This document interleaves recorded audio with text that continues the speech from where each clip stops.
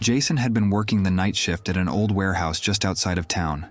It was a quiet job, mostly involving moving shipments in and out, checking inventory, and keeping an eye on things. The warehouse itself was huge, with towering shelves stacked with boxes, the narrow aisles dimly lit by flickering fluorescent lights. The building was old and the roof leaked when it rained, adding to the overall sense of decay. One night, Jason was alone, working a shift that ran until 2 a.m. It had been an uneventful night, and he was looking forward to clocking out. Around midnight, though, something changed. While walking through the aisles, he felt a sudden drop in temperature, the air growing uncomfortably cold. He brushed it off as a draft from one of the broken windows, but then he noticed something odd. The shadows cast by the dim lights seemed off. At first, he thought it was his tired mind playing tricks on him, but as he continued his rounds, he kept noticing the same thing. The shadows in the aisles shifted unnaturally, moving in ways that didn't align with his footsteps or the lights above. He stopped in the middle of an aisle and stared down at the shadow stretching out in front of him. It moved, just slightly, but it was enough for him to notice. Jason's stomach churned. He shook his head, trying to dismiss the creeping unease. Just a long night, he muttered to himself. But as he moved to the next section of the warehouse, the sensation of being watched washed over him. He glanced around, but of course, no one was there. The building was supposed to be empty. Hours later, while closing up for the night, Jason heard a faint sound coming from the far corner of the warehouse. It was subtle at first, like the quiet shifting of boxes. Then it grew louder, a dragging noise accompanied by a light thud. Heart pounding, Jason grabbed a flashlight and slowly made his way toward the noise. His breath echoed in the silent aisles as he shone the beam down row after row. When he reached the far end, the noise stopped. There was nothing there but a stack of old crates. He stood frozen, the beam of his flashlight flickering. Then, without warning, the crates shifted, sliding ever so slightly to the right.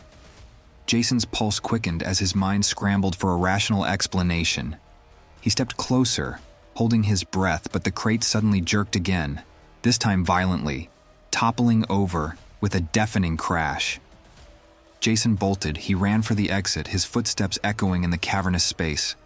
He didn't look back, but as he reached the door, he felt it. Something cold, a presence that wasn't there before. The shadows had stopped shifting.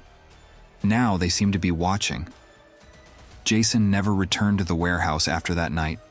He called in sick the next day and quit by the end of the week. No one believed his story, but he knew what he saw. Something in that warehouse wasn't just shadows. It was something far worse.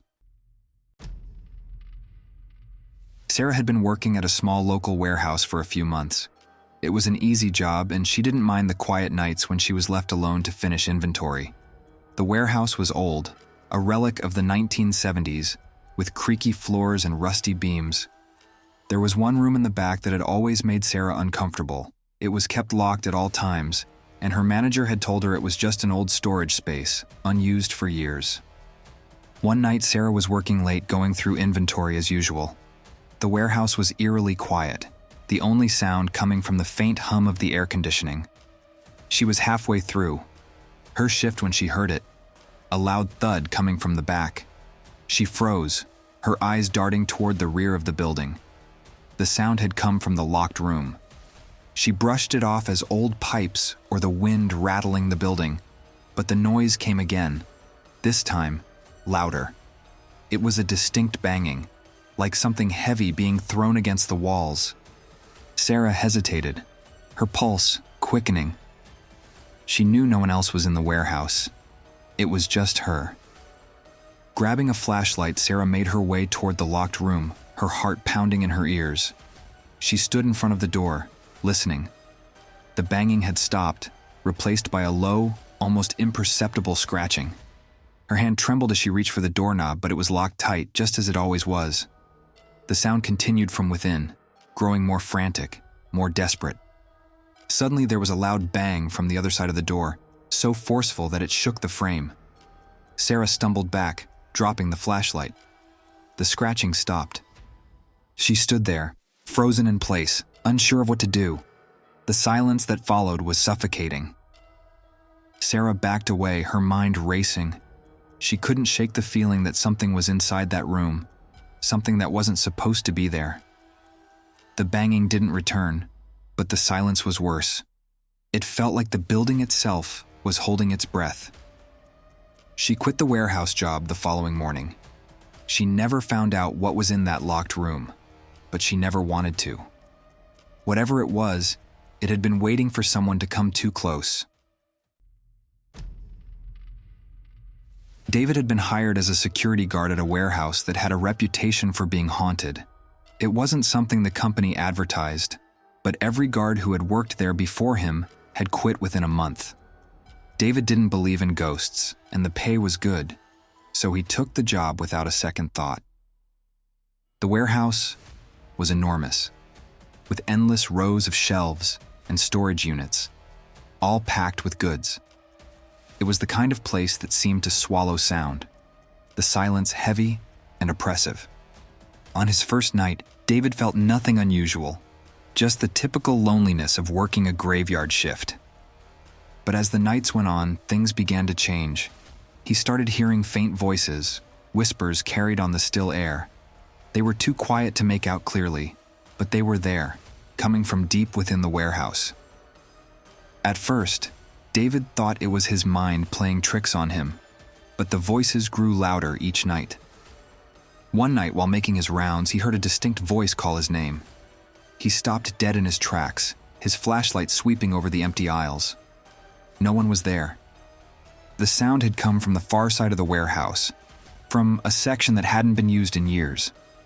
The voices called again, soft and eerie, as if beckoning him closer. David's rational mind told him to leave it alone, but something compelled him to investigate. He followed the voices, his heart pounding in his chest.